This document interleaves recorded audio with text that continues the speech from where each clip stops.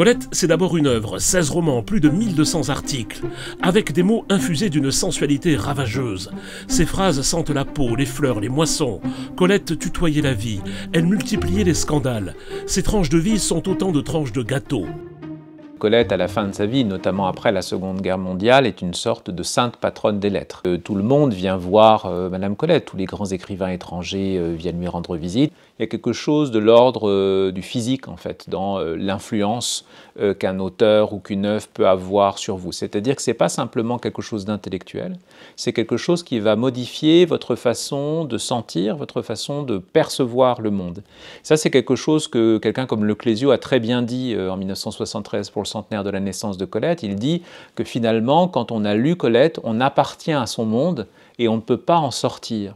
Violette Leduc, une romancière des années 50, le dira dans La Bâtarde. Elle évoque une rencontre manquée avec Colette et revenant dans le Palais Royal, elle évoque une sorte d'effet physique presque magique que Colette, la simple présence de Colette, exerce sur sa façon de percevoir et d'écrire. Et je crois qu'il y a beaucoup ça dans l'influence que Colette a eue, c'est-à-dire cette action presque souterraine que la lecture de ces textes a eue sur des générations d'écrivains et d'écrivaines singulièrement. Alors l'exemple le plus frappant et le plus symbolique, c'est sans doute Françoise Sagan, puisque Bonjour Tristesse paraît en 1954, quelques mois à peine avant la mort de Colette, et tous les journalistes, ou une grande partie des journalistes, comparent Françoise Sagan à Colette.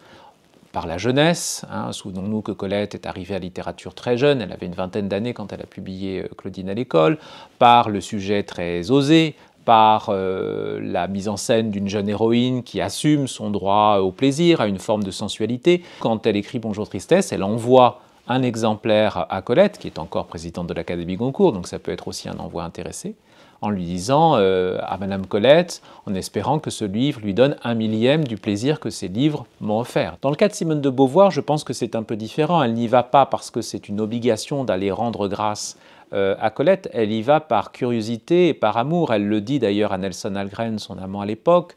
J'étais un peu amoureuse d'elle dans mon adolescence. Elle était née en 1908, Simone de Beauvoir, donc elle a été élevée avec les grands romans de Colette. Elle raconte elle-même que, dans ses souvenirs, qu'elle avait vu sa mère arracher un exemplaire d'un livre de Colette d'une main d'une domestique, parce que c'était une lecture qu'on ne devait pas lire. Colette est l'autrice la plus citée dans le deuxième sexe.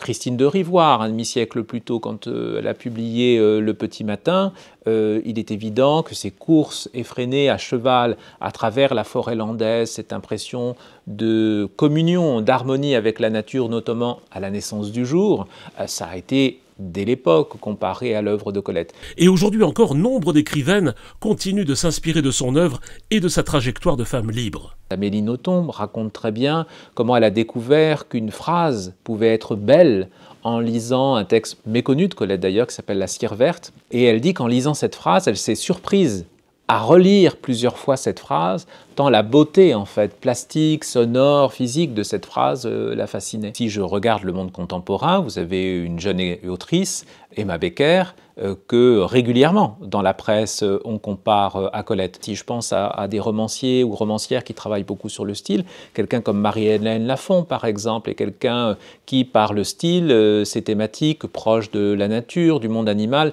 le rapproche de Colette. En fait, dans l'influence réelle ou supposée que Colette a eue sur d'autres créateurs et d'autres créatrices singulièrement, il y a plusieurs choses qui se jouent.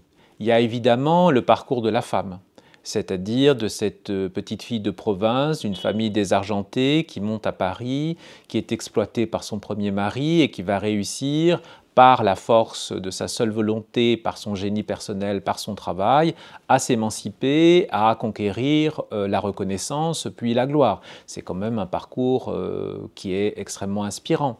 Colette, on le sait, a eu également une vie amoureuse extrêmement libre et multiple, et une expérience, une vie amoureuse qui est décomplexée. Il faut vous imaginer que quand Colette vit avec Mathilde de Morny, donc Missy, cette fille du duc de Morny qui s'habille en homme et qui défraie la chronique de l'époque, Colette vit avec elle ouvertement, elle ne se cache pas. Elle assume cette relation. Et puis il y a l'œuvre, c'est-à-dire il y a l'écrivaine, il y a la magie du style, il y a la révélation de ce que peut être la beauté d'une écriture qui est magistrale chez Colette.